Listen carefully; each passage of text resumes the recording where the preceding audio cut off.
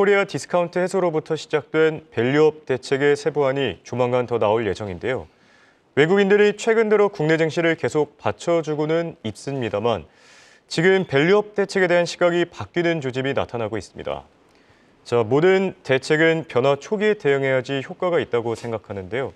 밸류업 대책에 대한 외국인들의 생각이 과연 어떻게 바뀌고 있는지 한국경제신문의 한상춘 논설위원과 얘기 나눠보겠습니다.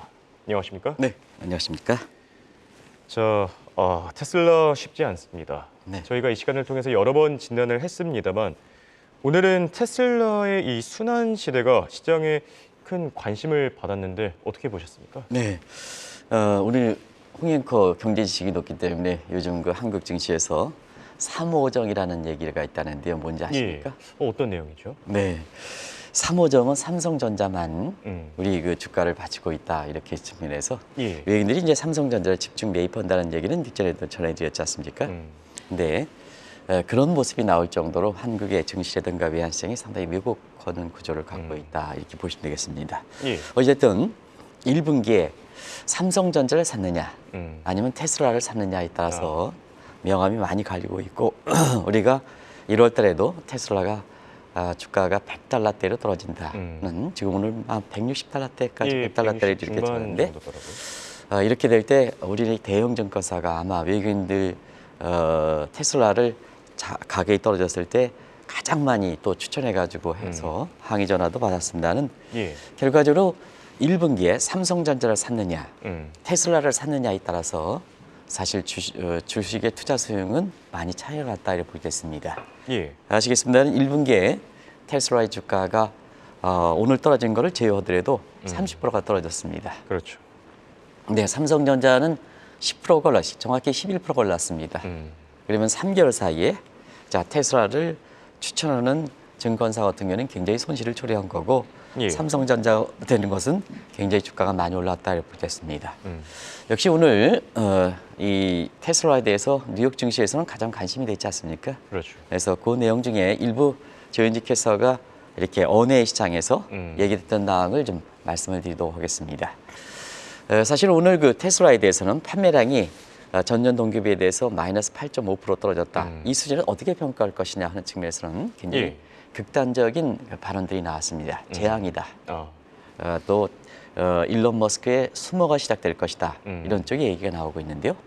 왜냐하면 전기차 관련돼서는 퍼스트 무버가 탈락되면 영원히 올라가지 못합니다. 왜냐하면 우리가 테슬라가 나왔을 때 일부 많은 사람이 테슬라에 대해 추천하는 시각이 있었습니다는 BMW라든가 이렇게 이런 그 기관에서는 100년 이상의 역사를 갖고 있는 거거든요. 참여만 전기차 안 했을 뿐이지 테슬라가 선두에서 칠 뿐이지 과연 BMW라든가 토요타라든가 한국의 현대자동차라든가 이런 측면에서 참여하게 될 경우에는 디자인이라든가 엔진이라든가 모든 측면에서 아마 단계에 추격할 것이다는 이런 쪽도 말씀을 드렸었는데요. 그런 국면이 지금 진행되고 있다 이렇게 보겠습니다.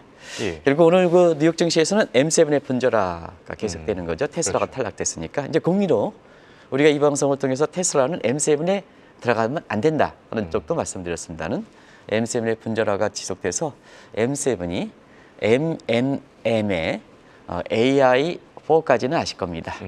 오늘은 새롭게 Fabulous 4라고 해서 아주 놀라운 Fabulous가 놀라운 지정이었습니까? 그래서 M7 Magnificent니까 그걸 줄이면 맥 이렇게 맥 먹는 거 있잖아요. 맥 7에 지금은 Fab 4로 이렇게 바뀌고 있는 이런 모습이 바뀌고 있는데요. 어떤 형태든 간에 이 소위 M7 빅테크의 프래그멘테이션 분절하다 이렇게 됐습니다.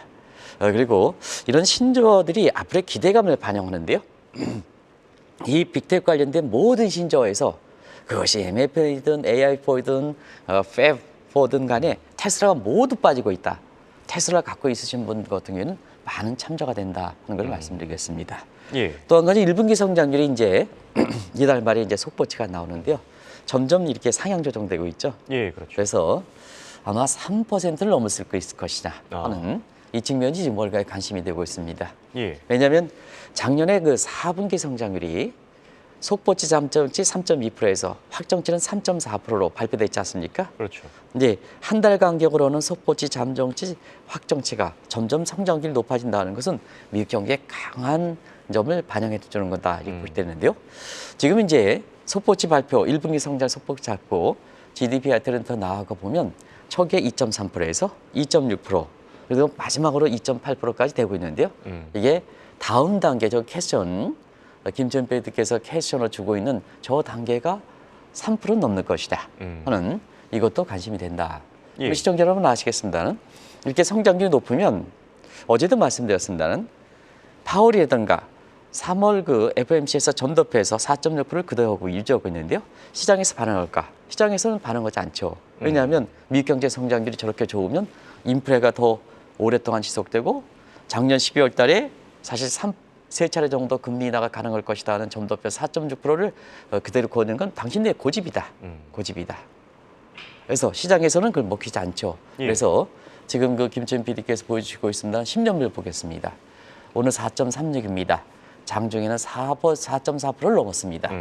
미국의 빅테크 주가에서는 가장 이렇게 의미가 있는 4.5%도 가능한 게 아니냐. 그러다 보니까 빅테크 업종을 중심으로 해서 3대 지수가 이렇게 동반 하락세를 보인 거다 이렇게 보게 됐습니다.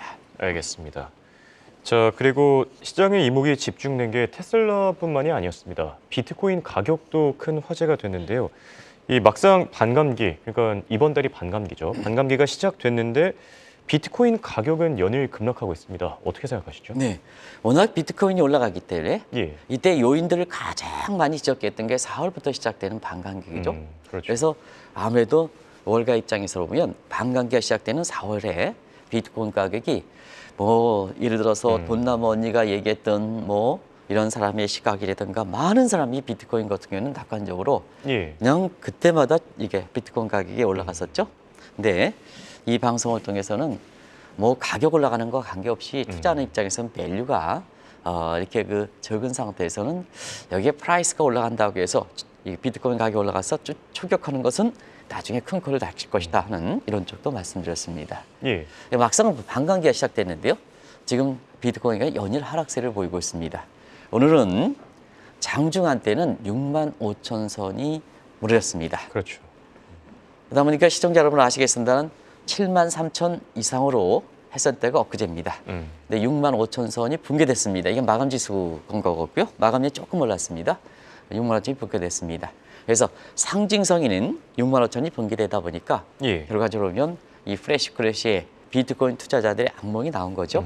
그래서 오늘 사실 비트코인 업계에서 보면 2021년 10월 달에 66,000 이렇게 돌파 이후에 프레시 크래시 했던 이런 사항이 다시 한번 재현되는 게 아니냐. 실현 여부와 관계없이 예. 막상 반감기 시작하면서 비트코인이 다 올라갈 거를 했는데 떨어지니까 이런 그 얘기들이 나왔다 이렇게 보겠습니다. 결과적으로 항상 말씀드리는 왜 오늘 이렇게 비트코인이 반감기 갖고 이렇게 비트코인이 떨어졌을까? 많은 전문가라는 사람은 계속해서 가격이 올라가는데 바이든 정부가 이 비트코인에 대해서 명확히 입장을 정리했습니다. 비트코인의 화폐 기능에 대해서는 불어다. 인정하지 않는다. 결과적으로 센트럴 뱅크 디지털 커런시를 만든다. 예. 이분법적식 가격으로 이런 것이 비트코인에 대해서 밸류가 없는 상태에서 가격이 올라가니까 이거에 대한 불안감이 있는 거거든요. 아무리 낙관적 시각이 다 돼도 밸류가 없는 상태에서 73,000이 가면 누구나 불안감이 있는 거거든요. 확실한 근거가 없기 때문에. 근데 그러기 위해서 차익 실현과 함께 이게 비트코인 가격이 반감기 들어서 떨어지는 거다. 이렇게 보이겠습니다. 네. 자, 그리고 국내 증시 상황도 점검해 봐야 될 텐데요. 외국인이 큰 역할을 하고 있죠. 지난 1월 중순부터 지금 외국인 자금이 계속해서 잘 떠받쳐 주고 있는데 이 시각이 바뀔 수가 있다고요? 네, 국내 금융시장 증시뿐만 아니라 외국인이 받치고 있죠. 외국인이 외환시장도 받치고 있고 모두게 받치고 있는 거죠. 국내 그 한국 사람들은 밖으로 이제 나가서 투자하니까요. 자본의 공동화가 문제가 되는 거죠. 거기를 예. 외국인이 채워주고 있는데요. 지금 그 김지현 PD께서 3월 27일서부터 4월 1일까지 외국인에 들어오는 모습 줄기차게 잘 들어오고 있죠. 근데 저의 질적인 측면에서는 상당히 의심스러운 부분이 많다는 얘기입니다. 그래서 지금 코리아 디스카운트, 그다음 밸류업 대책 1월 22일 코리아 디스카운트 밸류업 대책 이에서 보면 자, 코리아 디스카운트 대책이 한 11조 들어왔고, 그다음에 밸류업 대책 2월 26일 날 발표되고 한 5조 정도 들어오고 있는데요. 예. 사실 이 외국인들이 이렇게 국내 증시를 또 국내 금융시장을 받치고 있습니다는, 자, 이 밸류업 대책에 대해서 이 기대감 때문에 많이 들어왔던 시기거든요. 예. 근데 최근에 보면 아시아 기업 지배구조 협회하고 영어 약자로는 ACGA라고, 아마 이거 시청자 여러분 생소한 용어가 될 겁니다. 나중에 예. 기업의 레이팅 평가 관련해서 국가 신용 등과 관련해서 또 모건스탠리 지수라든가 WGBI랑 같이 해서 한번 이 기관의 성격을 좀 말씀드리겠습니다. 이 아시아 기업 지배 구조에서 한국을 이례적으로 방문했습니다. 근데 여기 들어올 때 노르웨이 연기금, 아마 한국의 외국인 자본과 관련해서 가장 아마 관심이 되죠. 골드만삭스라든가 JP모건, 달락의 자금은 이런 사람들이 동행해서 들어왔습니다. 그래서 기재부라든가 금융이라든가 밸류업 관련된 유관기관을 방문해서 예. 여러 가지 의문점을 제기하고 있는데요. 나름대로 정부의 입장이 뭘까 하는 것은 한 2가지 정도 시나리오를 갖고 들어왔습니다. 이런 거에 대해서 이렇게 시청자분이 상당히 관심이 돼 있기 때문에 이런 ACGI라는 기관이 노르웨이와 골드만삭스라든가 이런 게 기재부라든가 이런 데 왔으면 기재부 입장에서도 이 관련된 사실이라든가 또 결과라든가 이런 걸 좀 상세하게 좀 이렇게 보도 자료를 내서 좀 해주셨으면 좋겠는데요. 예. 아마 시청자 여러분 그런 자료가 없죠. 생소하죠. 생소하죠. 저도 좀 찾아봤는데 이게 자료가 많지는 않아요. 자료가 많지 않죠. 예. 그래서 이런 것에 대해서 이게 정부의 역할이 밸류업 대책을 이렇게 주도하면 이거에 대해서 관심사를 이렇게 해서 외국인들이 이렇게 해서 국내 증시를 받치고 있는 상태에서 외국인들이 이것 때문에 들어왔으면 어찌됐든 결과가 좋든 안 좋든 간에 그 여부에 대해서 명확하게 국민들, 투자자한테 알려주는 것도 정책 당국의 균형된 시각이 아닌가 생각합니다. 예. 한쪽으로는 밸류업 대책하면서 이와 관련돼서 명확한 실체를 알기 위한 외국인들의 모습을 이렇게 잘 전해주지 않으면 여러 가지 정책 당국의 오해를 불러일으키고 밸류업 대책에서 의심을 날 수밖에 없는 겁니다. 그 의심점을 한번 보도록 하겠습니다. 예, 알겠습니다. 자, 그리고 지금 뭐 이 시간을 통해서도 진단을 했는데 개인들, 뭐 집주인이죠. 우리 증시를 떠나고 있고. 그런데 이 상황에서 뭐 손님에 해당하는 외국인마저 떠난다면 이 상황이 점점 더 심각해지지 않겠습니까? 네, 외국인들이 한국에 코리아 디스카운트 대책 이후에 한 16, 17조 들어와서 되는 예. 것은 우리 펀더멘탈이 그 좋은 건 아니죠. 우리 경제 성장률 미국보다 좋습니까? 좋은 건 아니죠. 예. 그리고 기업들에서 보면 마이크로 측면에서 뭐 일부 반도체 관련된 제약은 전부 실력들이 안 좋은 이런 상태거든요. 그런 상태에서 뭐 때문에 들어올까? 환율도 1,300원대이기 때문에 한창 매력적인 측면에서는 그렇게 캐리 자금 여건상 좋지는 않은 상태거든요. 예. 그러면 기업의 밸류업 대책에 대한 기대 때문에 나온다 이렇게 보겠습니다. 그래서 이 자금들이 들어오고 있는데요. 자, 그래서 최근에 국내 증시에서 윈블던 현상이 이렇게 심화된다는 것도 한번 짚어드렸습니다. 그렇죠. 근데 1997년의 윈블던 현상과 지금은 질적으로 다르다. 그때는 한국 사람들이 해외 주식과 해외 부동산 투자가 활성화되지 않았습니다. 근데 외국인들이 들어오고 국내 내부인이 증시를 받치는 상태에서 외국인이 절대적으로 비중이 높아졌기 때문에 외국인 비중이 높은 상태에서 윈블던 현상이 나타났던 거거든요. 근데 한국은 지금은 예. 윈블던 현상이 뭐냐? 외국인에서 한국 사람은 나가니까 외국인이 들어오니까 외국인의 국내 증시라든가 외환시장을 자주하고 있다는 얘기입니다. 그러면 외국인이 빠졌을 때는 어떻게 될 건가? 한국에서 보면 이런 표현을 썼었죠. 그래서 싱크홀형 이렇게 푹 빠지는, 예. 푹 꺼지는 현상 이런 거 관련해서 말씀을 드렸는데요. 사실 그 국토부 장관이라든가 이런 데서 4월 PF 위기설이라든가 이런 거에 연일 좀 발언해서 관련성이 없다 이렇게 얘기를 하고 있습니다는 이 문제에 대해서도 국토부 장관이 얘기할 때는 명확한 시장에서 의심 나면 위기설이 나면 명확한 근거 가지고 시장에서 알려줘야 그 위기설에 대해서 해소할 수가 있는 겁니다. 지금은 뭐냐면 우리 정책 당국자도 그것이 누가 정치를 하든 간에 미국도 그렇고 일본도 그렇고 정책 당국자가 시장의 주도력이 떨어진 상태거든요. 그런 상태에서 보면 국토부 장관이 4월 PF 위기설이 없다 하면 명확한 근거를 가지고 얘기해야 되는데요. 그렇죠. 정책 당국자가 위기설이 없다. 이렇게 가지고는 시장의 위기설을 해소시킬 수 없다는 것을 말씀드리겠습니다. 자, 근데 실상은 보면 외국인들이 한국의 증시 그다음에 부동산 부분도 중국의 유커들에 의해서 부동산의 보유 비중이 굉장히 높은 상태다 하는 것은 잘 아실 거로 봅니다. 이 문제는 올해 이번 주 말에 부동산 관련해서 한번 말씀드리겠습니다. 예. 그래서 그런 외국인들이 만약에 떠날 때는 어떻게 될 것이냐. 4월 PF 위기설 경우에 따라서는 국내 증시에서 떨어지면 한국에 푹 꺼지는 현상 이런 게 안 발생할 것이냐. 그러면 이런 문제에서 책임 있는 이런 사람들이 명확하게 근거를 갖고 들어와야 된다 하는 것을 그게 시장의 힘이다. 근데 이런 위기설에 대해서 간 것은 외국 자본들이 무려 17조 정도 들어왔는데 원달러 안주는 어제 1,350원 갔습니다. 마감 지수 1,350원 갔다는 것은 예. 작년 11월 1일 이후에 지금 이렇게 5개월 만에 최고치를 기록하고 있습니다. 어제 마감 지수가 1,352원이네요. 이것이 그렇거든요. 그래서 시장 상황으로 보면 아무리 국토부 장관이 4월 PF 익설이라든가 이런 게 없다 하더라도 시장 상황은 반응을 그렇죠. 이렇게 신뢰하지 않고 있다. 이게 지금의 한국의 이렇게 자산 시장의 모습이다 하는 걸 말씀드리겠습니다. 예.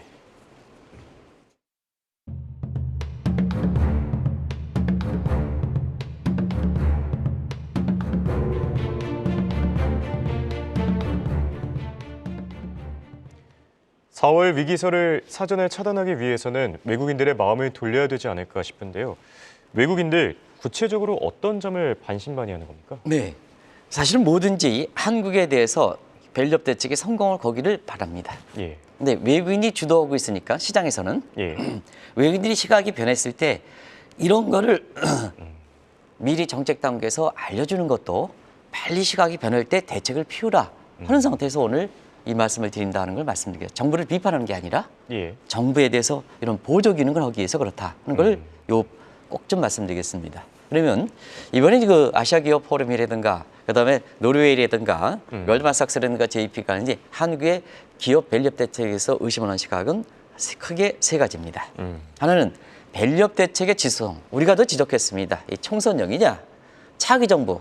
예를 들어서 윤석열 정부 다음에 그것이 국민의힘의 정부든 아니면 민주당 정부든 차기에도 지속될 것이냐. 이 문제거든요. 왜냐하면 기업 밸류업 대책은 일회성 가지고 안 된다는 걸 누차에 말씀드렸지 않습니까? 그렇죠. 장기성 가지기 때문에 역시 외국인도 이 점을 의심한다. 첫 번째다. 두 번째는 뭐냐? 기업이 어차피 자발적 참여해야 된다. 이 문제도 지적해드렸습니다. 예. 기업이 아무리 정부가 주도돼도 지금 예전처럼 정부의 주도력이 없다. 근데 기업이 그리고 이번에 2월 20일 대책은 강제성을 부과하려고 하는데 기업에 자발적으로 했지 않습니까? 우리는 이 방송을 통해서 강제성을 떼야 된다 하는데 정부에서는 자발성을 하고 있습니다. 그러면 기업이 자발성을 참여하느냐 하는 문제를 외국인이 갖고 있는 거죠. 자막을 돌려주시기 바랍니다. 그러면 기업이 자발적으로 참여하기 위해서는 외국인의 관전 포인트를 말씀드리겠습니다. 첫 번째, 상법 문제입니다. 예. 3법 282조 3항에 이사회의 이사 역할입니다. 이걸 포괄적으로 좀 해달라. 그러면 현재는 뭐냐? 이사의 이사들은 회사를 원한다. 뭐 회사를 원한다 하더라도 오너를 원한다 이렇게 얘기하면 됩니다. 예. 근데 회사와 주주를 원해야 되지 않느냐? 결국 밸류를 프라이스로 시정하기 위해서는 주주를 원하자. 좀 포괄적으로 기타 범위를 좀 늘려달라. 그리고 두 번째는 상속세를 대폭 인하해달라. 그러면 반면에 기업의 경영권을 보여야 되겠죠? 그렇죠. 그렇겠죠? 보호 장치를 마련할 것이냐. 그리고 마지막으로 국민연금 같은 공적 연금이 과연 밸류업 대책에 적극적으로 동참할 것이냐. 근데 이걸 자율적으로 마련했단 말이에요. 그러다 보니까 외국인들은 자연스럽게 이것에 의심을 갈 수밖에 없죠. 다른 내용도 있습니다는. 예. 그러면 지금 이달 중으로 이렇게 정부의 밸류업 보험 대책이 나온다 하는데요. 당장 급한 것이 이런 사항들이다 이렇게 보겠습니다. 그러면 상법 개정이 되겠느냐. 총선 예. 결과에 따라서 어떻게 되느냐. 예를 들어서 야당의 힘이 커진다 하면 이 또한 물 건너가지 않습니까? 외국인이 의심하는 게 굉장히 무리한 겁니까? 자연스럽게 한국의 어떤 입법 사항이라든 걸 정확히 보고 총선의 판도라든가 이런 것을 갔기 때문에 굉장히 이런 것에 대해서 의심을 하고 있다. 그런 것을 말씀드리겠습니다. 예, 이 상당히 중요한 문제들이 아닐까 싶은데요. 한국의 기업 밸류업 대책을 평가하기 위해서는 일본 쪽 상황을 점검할 필요도 있겠죠. 그쪽에서 많이 벤치마킹도 하고 했을 텐데 일본의 밸류업 대책 다시 한번 정리해 주시죠. 네, 일본의 밸류업 대책은 굉장히 로드맵이 철저합니다. 그런 측면에서 매크로 사이드 정책과 마이크로 사이드의 이렇게 밸류업 대책과 나눠서 한번 보겠습니다. 예. 이 일본의 그 증시에 관련해서 구조 개편 문제는 2012년 아베노믹스가 올 때서부터 시작된 겁니다. 아시겠지만 그때는 정책적으로 보면 잃어버린 30년의 우려를 불식시키기 위해서 일본의 아베 매크로사이드에서는 엔저 정책을 통해서 아베노믹스를 통해서 경기를 부양했죠. 그리고 마이크로사이드에서는 매크로사이드가 아닌 게 마이크로사이드에서는 기업의 가치가 주가로 제대로 반영하는. 그럼 한번 보겠습니다. 이 메커니즘은 예. 엔저에 따라서 수출 기업의 수익이 증대된다. 그러면 주가로 연결됐다 하면 이게 이제 밸류업 대책이 되겠죠. 주가가 상승한다. 그럼 주가 상승하면 부동산이 꽁꽁 얼어붙은 상태에서는 주가가 상승하면 부의 효과가 되지 않습니까? 웰스펙트. 그래서 경기에 대해서 선순환. 요 모델을 사실은 갖고 있는 겁니다. 그런 측면에서 일본의 밸류업 대책에 넣은 마이크로 대책을 한번 보면 로드맵이 3단계로 크게 구성되어 있습니다. 예. 첫 번째는 첫 단계는 기업의 인프라를 개편시킨 겁니다. 그래서 3시장 체배라든가 그다음에 상장 요건을 강화한 겁니다. 상장 요건을 어중이 떠중이들을 하는 게 아니고 사실 상장 요건을 강화해야 가치가 프라이스에 제대로 반영하지 않습니까? 그리고 두 번째는 자본시장의 효율을 통해서 실물 경제의 연계성을 강화한 겁니다. 예. 이게 뭐 스튜어드 코드 도입이라든가 이런 측면이 이렇게 되는 거죠. 그다음에 마지막으로는 이런 조치를 해서 기업 가치가 주가에 제대로 반영하지 못해? 그게 뭐냐? 그런 기업의 문제지 않느냐. 노력하지 않은 기업의 문제지 않느냐. 그래서 마지막으로 저 PBR 종목을 1 이상으로 강제적으로 끌어올려라. 그것이 자사주 매입을 통해서 매각을 하든 배당을 제고하든 이런 방식으로 해서 3단계에서 보면 매크로사이드 저 정책에서 노력을 안 해? 그럼 노력을 안 해는 주가를 반영시키는 이런 모습이 이제 3단계 조치해야 되거든요. 예. 이런 단계가 어우러져서 지금 일본이 니케이 지수가 4만 선을 넘는 이런 모습이다. 단순히 우리 것처럼 1월 20일 날 재팬 디스카운트 정책을 배목해서 코리아 디스카운트에서 딱 하면 주가가 올라갔냐? 이게 아니다는 얘기입니다. 이런 것을 외국인들이 빗대 볼 때 예. 한국의 기업의 밸류업 대책은 너무 이렇게 좀 의심나는 부분이 많다 하는 것을 이렇게 말씀드리는 겁니다. 네. 뭐 충분히 이해되는 부분인데요. 일본의 밸류업 대책 이렇게까지 성공할 수 있었던 이유는 일본의 공적 연금 그리고 일본 거래소의 역할이 컸다고 하는데 이건 무슨 내용이죠? 네. 우리는 26일 날 밸류업 대책하면서 MPC라든가 공적 연금에서 언급이 없었습니다. 그런데요. 기업의 밸류업 대책은 장기성 과제다 하는 것을 말씀드렸습니다. 예. 그러면 장기성 과제를 민간 기업과 투자자에 맡기면 안 되는 거죠. 자발적 채용. 장기성 과제, 장기성 투자의 원칙을 지키는 것이 공적 연구과 같은 이런 쪽이 아니겠습니까? 국민의 예. 생활 노후를 위해서 하니까 장기성 과제죠. 수익률을 뭐 1년에 국회의원들도 잘못된 겁니다. 1년에 수익률이 얼마냐 이거 가지고 때리면 안 됩니다. 국민의 생활의 노후를 얘기하기 때문에. 그러다 예. 보니까 일본의 밸류업 대책은 장기성 투자하는 이런 일본의 공적연금, 영어 약자로는 GPIP인데요. 한번 이 역할을 보겠습니다. 예. 오늘 김성희 위원장이 꼭 좀 보셨으면 좋겠습니다. 일본의 주식 투자 비중이 2만 원 자금 중에서 주식 투자 비중 일본 내의 주식 시장이 17%에서 25% 급증시켰습니다. 장기성 가진 밸류업 대책에 어떻게 공적연금이 따라가지 않으면 이렇게 성공을 가지도 못하는 겁니다. 예. 자, 시청자 여러분 아시겠습니다. 한국의 밸류업 대책에 대해서는 공적연금의 역할, MPC라든가 역할이 언급이 없었죠. 언급이 없었습니다. 그리고 또 한 가지는 밸류가 프라이스 반영하려면 거래소 역할, 상장사의 거래소 역할이 굉장히 중요합니다. 요즘 IP 권리에서 무소불위의 힘을 발휘한다 그러는데 이런 자세는 안 좋습니다. 예. 일본의 상장 거래소에 보면 한국경제TV의 유지한 기자가 단독 기자에서 화제를 받고 있는 야마자의 얘기를 얘기하겠습니다. 자막을 돌려주시기 바랍니다. 알겠습니다. 한국경제TV 유지한 기자가 사실 야마자 단독해서 지금 국내에서 보면 굉장히 되는데요. 자, 이 야마자 히로시라는 일본 증권거래소의 CEO죠. 이 사람이 알았어요. 일본의 지금 주가를 끌어올리는데 야마자 효과가 있습니다. 자, 그럼 이 사람은 누굴까? 정부의 관료가 아닙니다. 노무라 증권에서 뼈를 묻은 잔뼈 증시 전문가입니다. 시장에서 잔뼈가 굳은 사람입니다. 이 사람이 저 PBR 종목을 해서 끌어올려서 강제성을 부과해서 지금 일본이 그나마 지금 니케이스가 올라간 거다 이렇게 볼 때 있습니다. 자, 한국의 증권거래사 특정 사람을 얘기하는 거 아닙니다. 우리 증권거래사 보겠습니다. 전통 관료입니다. 시장에 경험이 있습니까? 거래소에 들어가는 사람들 한번 쭉 보면 시장에 경험이 그렇게 많지는 않습니다.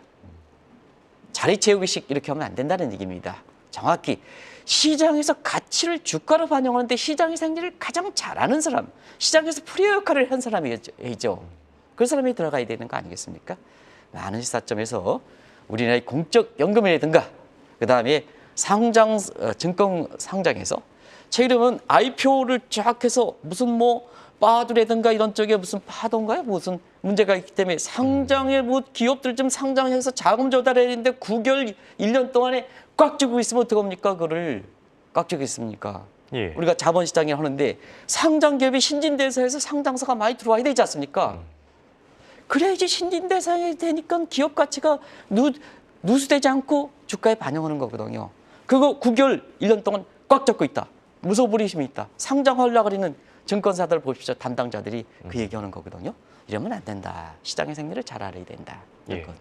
그래서 시청자 여러분들 다시 한번 권해드립니다는 유지한 기자의 야마지 히로시라는 단독 인터뷰 내용을 다시 한번 좀 잘 보실 필요가 있습니다. 특히 정책 당국자가 한국경제TV가 제공한 그 자료를 좀 꼭 좀 보십사 하는 것을 말씀드리겠습니다. 네. 자, 결론을 맺어보겠습니다. 지금 앞서 얘기하신 ACGA 평가가 있었는데요. 어떻게 나올까요? 네, 요 시간이 다 돼서 짧게 좀 하고 예. 다음에 말씀드리겠습니다. 2년마다 평가하는데요. 자, 일본은 요 밸류업 대책반에 2018년 썼던 매년 2년마다 평가할 때 2018년, 2020년, 2022년, 2023 계속 이렇게 밸류업해서 지금은 호주 다음으로서 가장 높습니다. 근데 한국은 자, AC 평가의 8에서 9위 순위로 장기적으로 머물고 있습니다. 자, 한국의 국가신용등급 2010 정체, 그다음 모건 스탠리 지수 예비 명단 탈락해서 2014년 이후에 정체, 너리지 BI도 정체. 해서 우리의 국가신용등급 관련된 평가 등급은 지금 한 10년 동안 정체를 받고 있는데요. 자, 떨어지지 않았냐? 떨어진 것도 있지만 우리가 정체되면 다른 국가들은 전부 올라가거든요. 예. 그럼 우리는 떨어지는 겁니다. 그래서 국제예상에 잃어버린 심전이 나온다.